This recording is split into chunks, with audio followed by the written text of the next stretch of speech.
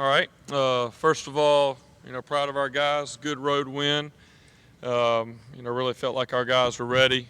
Um, First noon kickoff on the road, and everybody felt like had really good energy. Obviously, didn't play as well as we wanted to at our last away game, so that was something we wanted to get corrected, and felt like our guys did a good job. Offensively, just got off to a slow start there on the first drive. Felt like it had a really good drive going, opening up with the first big explosive run. Got down there in the red zone, and we had a critical penalty there backing us up that kind of stalled that drive. And then the two interceptions obviously hurt us down there in the red zone. But really from that point forward, I felt like we executed well and kind of took control. I felt like the 2-minute drive right before half was huge, going from a 10-3 to 17-3. I felt like that was really good execution and gave us a lot of momentum going into the second half. 2 weeks in a row, running the ball very well, 298 yards rushing. Offensive line's playing very well. I think we got 5 sacks on the year through 7 games, which is the best we've had around here in a long time.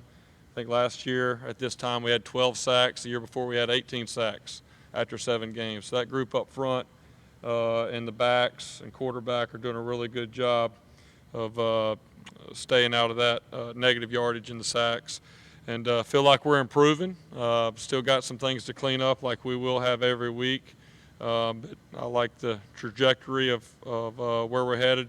BC, obviously every year you play them, you know what you're going to get. A physical, tough group, very well coached. They're going to be in the right positions. I think they do a great job the way that they coordinate their defense, give you a lot of different looks, especially on third down. And they make you earn everything that you get. You don't see a lot of busted assignments or anything like that. These guys are smart players and play extremely hard. So we'll be looking forward to that challenge here Saturday night in Death Valley. Jeff, Travis has looked more like the Travis we're used to seeing in the last few games. You mentioned after the Louisville game that he kind of thought he had to get back to some of the details that maybe he'd gotten away from the smaller things. And what does he kind of maybe mean by that, you feel, and what does he do? Well, I think really everybody, that's been a point of emphasis. Anytime that you've had the success that we've had as a team and, for us specifically as an offense and for the guys specifically as a player, you can kind of go out every week and sometimes you don't quite have the attention to detail and the focus on the little things. For a guy like Travis, he's so fast and so explosive. Sometimes the hardest thing for him is to slow down and to wait for the pulling guard to get in front of him so he can get inside of him and not just get the ball and take off and leave his blockers. So just little things like that, or maybe it's the footwork and the timing of the mesh with the quarterback and how that sets up his blocks and who he's reading and those type of things. But Travis is a guy that, obviously he got challenged there against North Carolina and, got ran over there on a blitz. And, but, he's been a guy beginning of the year. He got off to a really good start. But these last 2 weeks, he's played extremely well. And, Coach Sweeney talks all the time for us to be our best players have to play well. And that's a challenge to everybody, and I really feel like Travis has done a great job with that. Jeff, those 2 touchdown throws in the second quarter were taking a chance, being aggressive, throwing the ball up. Has it been, kind of a challenge to, evaluate it a little bit, like with Trevor? Yeah, the first touchdown pass really was not, he had to step up because the edge rusher. But, that's really where we want to throw that ball. That's a back end line, the one we hit and got on. So that really was not, putting the ball in danger. That's really, you want to throw it up near the crossbar of the goal post, and Ngata went up, and it was a great throw, great catch, and a good finish. Now, the one right before half, that was not exactly how you kind of coach it up, but, he has a lot of trust in his wideouts. He wanted to give right before half. I know in a situation where maybe we wanted to get a field goal if we couldn't make something happen. So he took a chance, throw it up there to Ross, and Ross went up, made a great catch. As a coach, you'd always like to say whoa more than sick 'em. We've had guys in the past that you're challenging, hey, throw it up. You don't have to be wide open.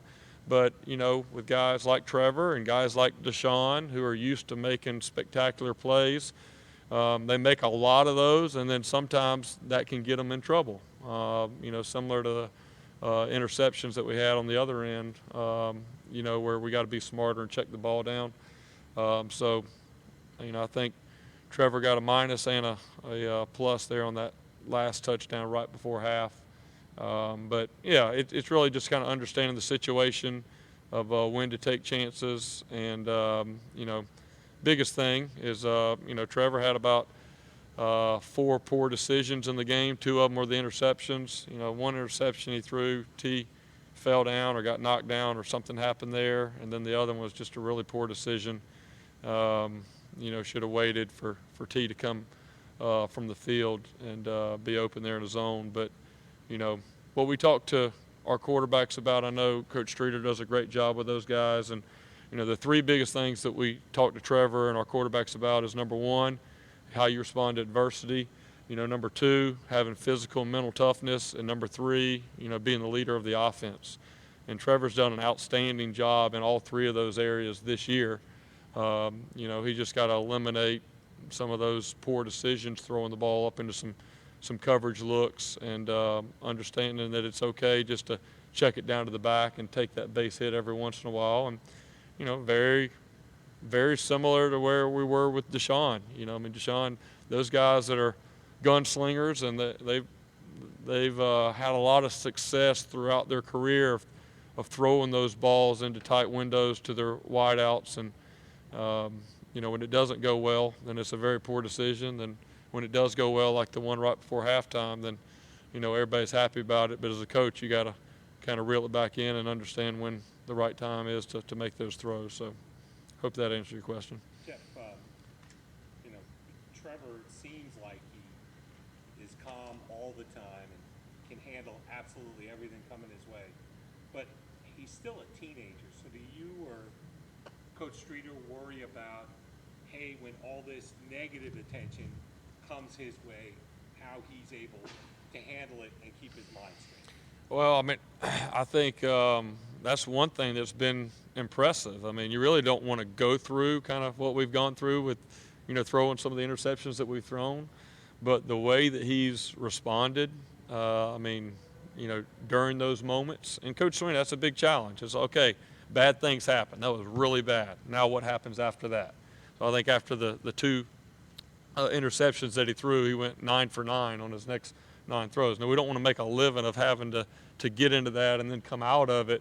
But I would just say, I haven't seen out of – and this, he really didn't have much adversity at all last year, kind of coming off the bench, becoming the guy, and really everything went his way, which is not real world at any level for any player.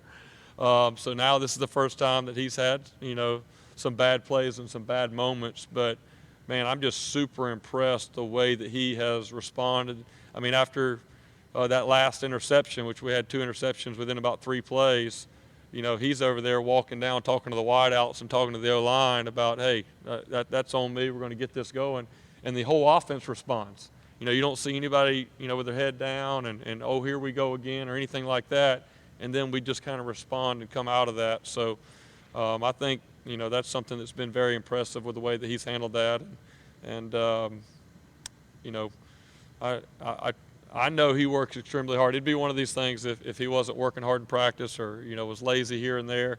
But, he's working extremely hard, and he just got to, learn from some of the situations that he's been in and, understand it's okay to check that ball down every once in a while. And it's pretty appetizing, some of them guys we have downfield that he, has a look when he's wanting to throw it up to number 5 or number 8.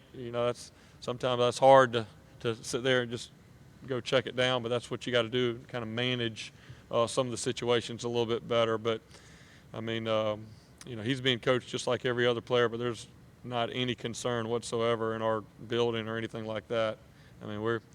we'd take him over any quarterback in the country. I wish we could sign him up for about an 8-year contract right now.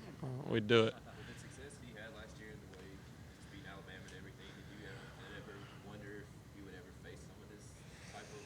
Yeah, I mean, I think I answered that a little bit in the preseason. You know, we kind of got those questions like, oh my gosh, you know, how in the world is anybody going to be able to stop y'all? And I think if you go back to the tape, I said, it's not going to be as easy as everybody thinks. You know, there's a bullseye on your back, and these other people have good coaches too. There's a lot of video that they have, and they're going to do a lot of different things, and you got to kind of battle from that. So I'm not surprised that he's, you know, had to face some adversity because, I mean, everybody does at some point in their career. I mean, it's a completely different position, but you think about Sammy Watkins' freshman year. I mean, he could do no wrong. And then his sophomore year, you know, he had some things he had to work through and then bounced back and had an unbelievable junior year. So that's just kind of life. That's football. That's sports.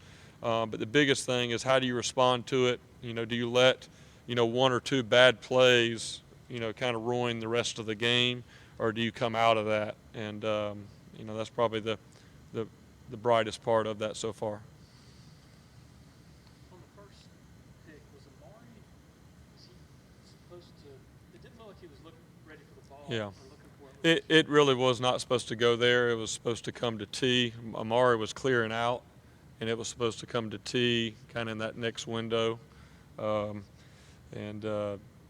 know, Trevor just thought Amari looked open there for a half a second and didn't see that backside safety that was coming over. Bravo mentioned, I think yesterday, that the wide receivers weren't maybe up to par in the screen game. Right. You mentioned a couple instances.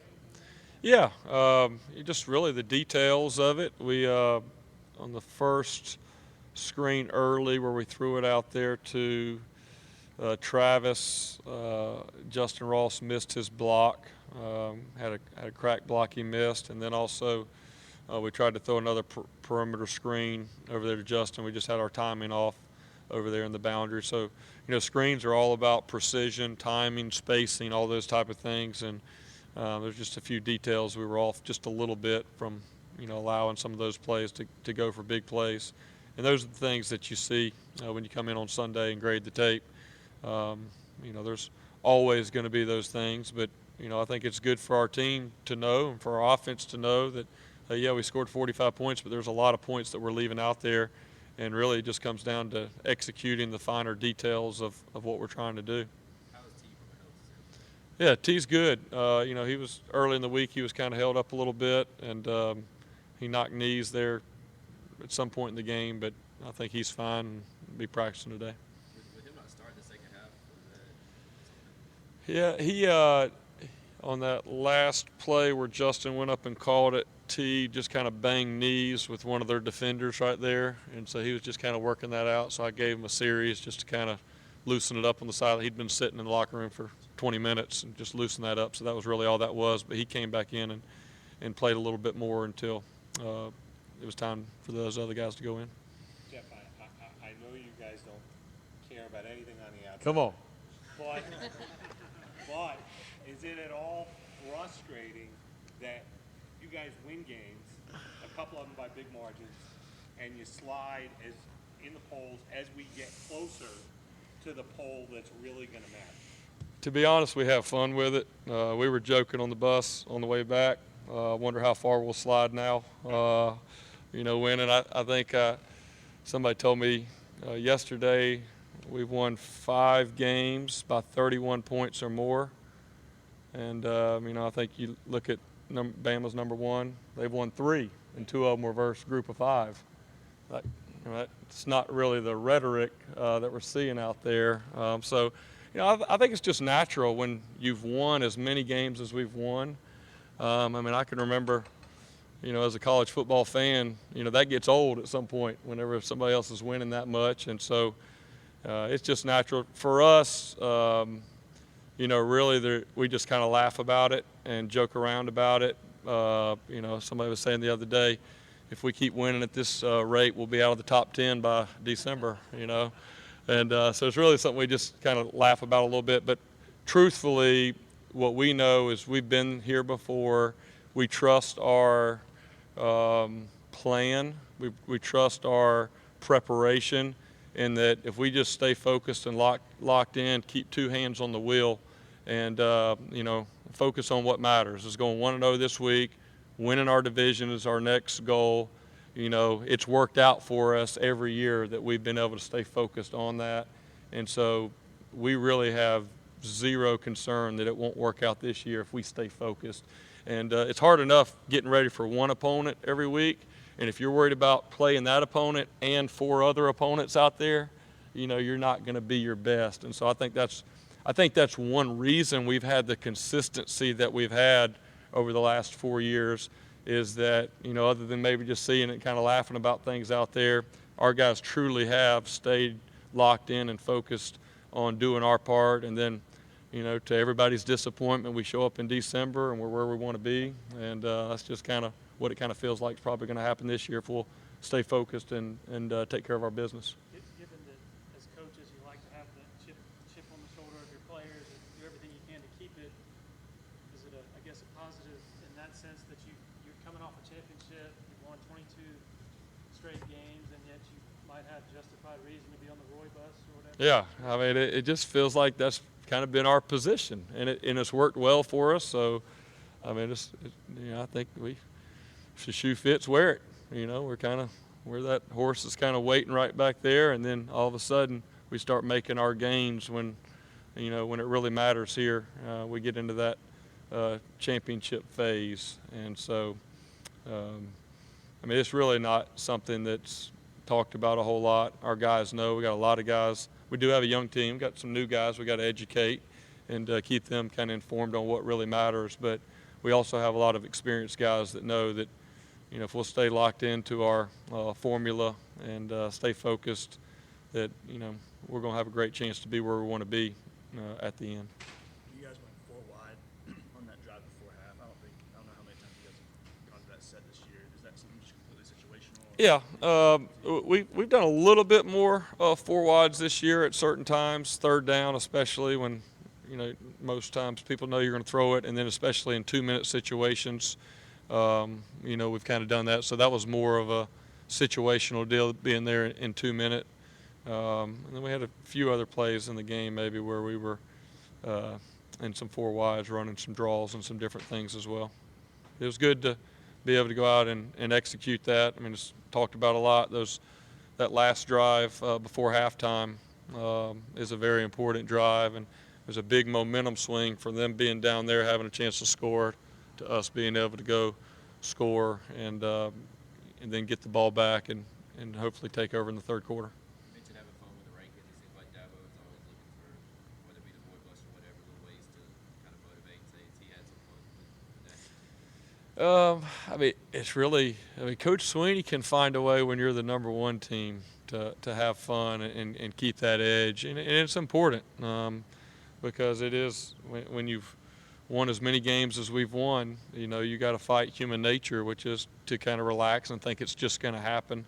And so I think that's the kind of art of coaching, is to always find a way. And it's not a bunch of high school propaganda or stuff. I mean, I can remember being a high school coach, and I'd get on Microsoft Word or something and make up my own article or something.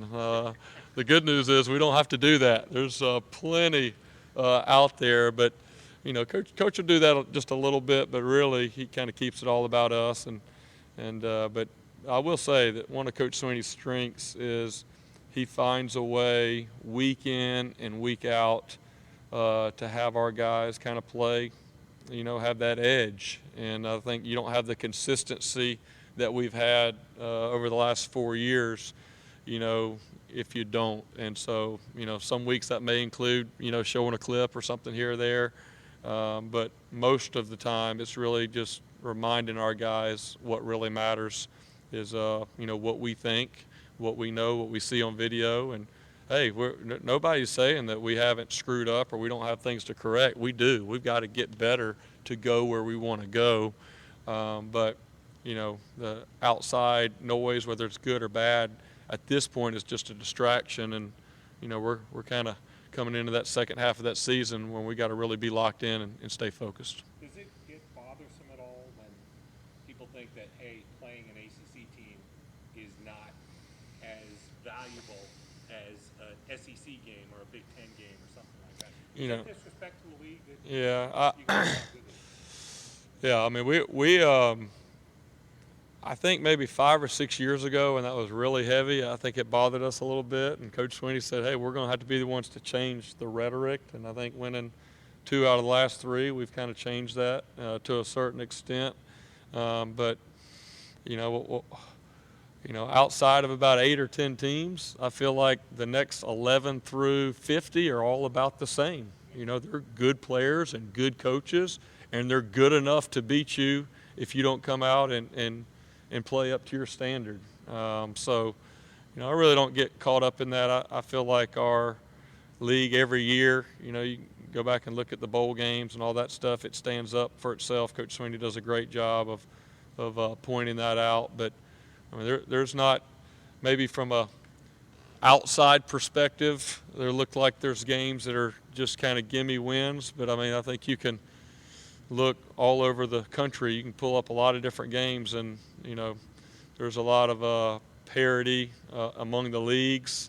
You know, I mean, I don't want to get too far into it, but you got to be careful.